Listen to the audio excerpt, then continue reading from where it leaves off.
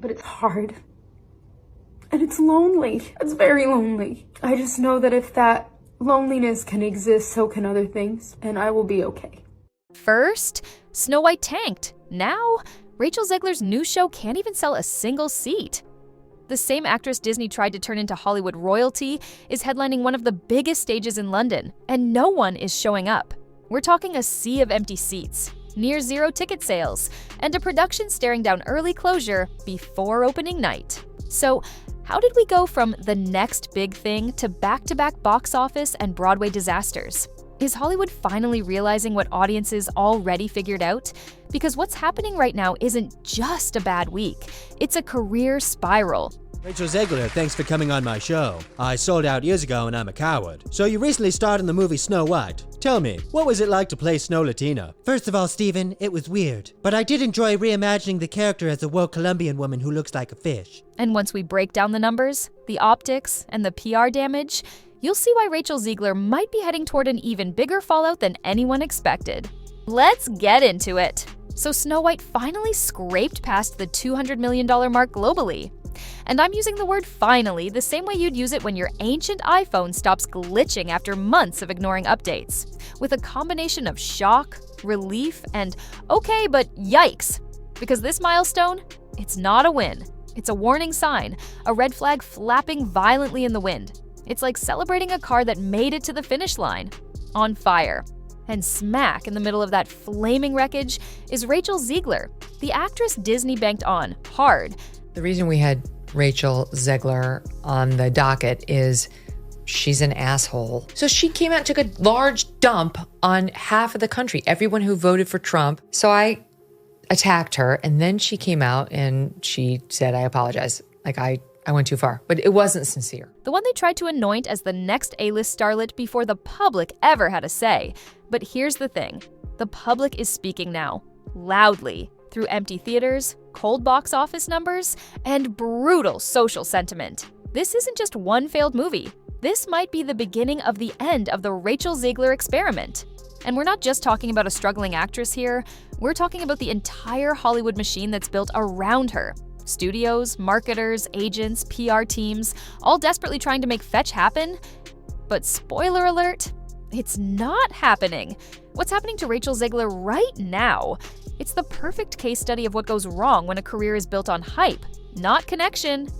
Snow White star Rachel Zegler is entering the chat, telling Allure she struggles to meet supportive women in Hollywood. Quote, all I'm ever really looking for in this business is a sister, and they're not always easy to find. First, let's talk numbers. Disney is out here touting that Snow White finally crossed the $200 million global box office mark. But the real story isn't what it made, it's what it cost. Depending on which industry insider you ask, the numbers are fuzzy. Some box office trackers are placing the film around $195 million. Others, the more optimistic ones, are pushing it up to $221 million. But let's be generous for a second. Let's say it hit $200 million. Great. Cool. So what? Here's the problem. That movie cost upwards of $300 million after everything was said and done. Somebody tweeted and said, Rachel Zegler has such an attitude about Snow White as a character, it's genuinely off-putting. Her and Gal Gadot are being such pick-me's over this movie. Like, who's gonna watch it if the protagonist and antagonist are behaving like Mean Girl? That includes not just the production, but also the worldwide marketing blitz that plastered Zegler's face across billboards, buses, and YouTube ads like some kind of pop culture prophecy.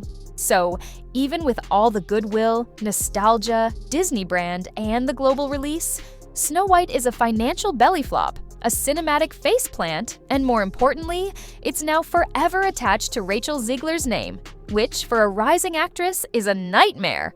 She didn't just star in a flop, she headlined it. That matters. In an industry obsessed with return on investment, this kind of high-profile misfire can stick to you like gum on a red carpet heel. And we're just getting started. After Snow White cratered, Zegler needed a win. A bounce back. Something, anything, to shift the narrative from financial risk to underdog comeback. What was it like seeing yourself for the first time in full Snow White drag? I love that. They loved to tell in the family that when I was 5, I don't recall it. I don't remember any of this. That chance came in the form of Evita, the classic stage production, this time revived for the London Palladium. A massive venue, a career-defining role, the type of gig that screams, "Hey look, I've still got it." But here's the brutal twist. Nobody is showing up. I'm not exaggerating here. You can go to the ticketing sites right now and see it for yourself. The June performances are almost entirely open. It's like a green sea, not the sold-out high-demand green, the "we can't even give these away" green. And we checked, this isn't some general slump in the West End.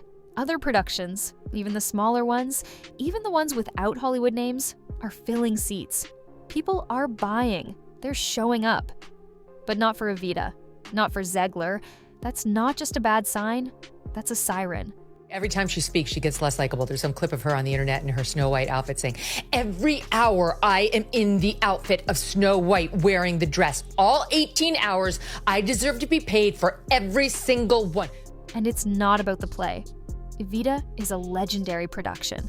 People know the songs, they know the story, the venue is prestigious. The only variable that's changed is the face on the poster. And this is where the bigger problem comes in. Hollywood didn't just cast Zegler, they anointed her. They built a narrative around her. They put her on magazine covers, handed her lead roles in tentpole IPs, and tried to fast-track her into the A-list like she was part of some algorithm. Not because audiences loved her, but because the industry decided they wanted them to. The plan was simple: make her the face of modern Disney, a multiracial musical powerhouse with a strong voice and a political edge. But here's the truth they didn't want to face. Audiences don't fall in love with press releases, they fall in love with people. I get stopper photos every time I'm online for the Snow White ride, and I have to pretend like, oh God, well, crazy that we're in front of this. Wait, how often are you in line for the Snow White ride? I'm a narcissist. With performances, with personalities. And Zegler, as talented as she may be, wasn't given the time to build that bond. She was launched like a rocket without fuel, expected to light up the sky on command. Compare that to someone like Florence Pugh or Timothée Chalamet. These actors didn't start in $300 million projects. They earned audience trust slowly over years. They did indie films. They gave quiet, compelling performances. They showed range. And when the time came, people wanted them to succeed. They rooted for them. With Zegler, the audience never got to form that connection. They were told she was a star before she ever had the chance to prove it. And now, when things go wrong, there's no foundation to fall back on. No goodwill, no earned loyalty, just skepticism. And you can feel it. Every empty seat at the Palladium is another reminder. People aren't buying what Hollywood's selling. Now, if all of that weren't enough, the flop, the ticket sales, the career fast-tracking, Zegler's own words have made things even messier. In interviews leading up to Snow White's release, she openly criticized the original 1937 film. She called it weird, dismissed the prince as a stalker, and flat out said this version would ditch the love story altogether. And yes, maybe that plays well in a closed-door press junket or among woke execs in Burbank. But to fans, to the people who actually grew up with Disney, it came across as smug, as if she didn't just update the character, she insulted it. There's a difference between modernizing and mocking. And Zegler crossed that line more than once. You don't get to take a generational classic and act like you're embarrassed by it while simultaneously asking fans to show up for your version. That's not evolution, that's alienation. And for Disney, a brand that lives off nostalgia and family loyalty, her tone came off as tone-deaf. Suddenly, the face of Snow White wasn't charming or enchanting. She was controversial. Tape you've ever seen in your life. I have no idea how I got the part still. And it's being used to teach future casting directors at NYU. And not in the buzz-building way, in the why are we watching this kind of way. That backlash, it's not just social media noise. It has real consequences in an industry that runs on optics and insurance margins. Let's go back to Evita. A massive theater production like this isn't just about ticket sales. It's a carefully calculated financial risk. Producers know how many seats they need to fill just to break even. At the Palladium, estimates suggest they need to hit 60 to 70% capacity across the full run. Right now, they're barely at 5%. Let that sink in. 5%. That's a walking disaster in PR terms. And when that happens, contract clauses get triggered. Early closures become an option. Refunds start draining the budget. Union penalties kick in. The narrative becomes star power so weak it killed a classic. That's not just a bad week. That's a branding nuke. For Zegler, for her reps, for the backers who signed their names to this project, hoping her Golden Globe winner title would translate into ticket sales. Spoiler, it didn't. You know, the original cartoon came out in 1937, and very evidently so. There's a big focus on her love story with a guy who literally stalks her. Weird. And here's where things get really ugly. In Hollywood, when an actor racks up multiple financial flops, studios take note. But so do insurance companies. These are the guys behind the scenes who guarantee the production finishes on time, on budget, and with the cast intact. Once an actor becomes a liability, someone associated with low returns or bad press, these companies start raising their premiums. That's called the insurance surcharge tier. And it's exactly where Zegler is heading. What does that mean? It means every project she signs onto becomes more expensive. It means producers think twice before casting her. It means fewer scripts land on her desk. Because suddenly, she's not just a risk artistically, she's a risk financially. And in a post-strike, budget-squeezed, IP-obsessed Hollywood, that's a death sentence. From a branding standpoint, this might be the hardest pill to swallow. Rachel Zegler was supposed to be the one, the new Disney darling, a fresh face for a new generation. But now, the narrative has flipped entirely. Instead of talented newcomer with a big future, she's become box office poison. And that title sticks, especially when it's reinforced by data. The industry has already started plugging this into their casting models. Yes, those exist. Algorithms that analyze social media sentiment, fan engagement, box office history, and PR volatility. And guess what? Zegler's trending red across the board. It's not personal, it's just math. Studios like safe bets.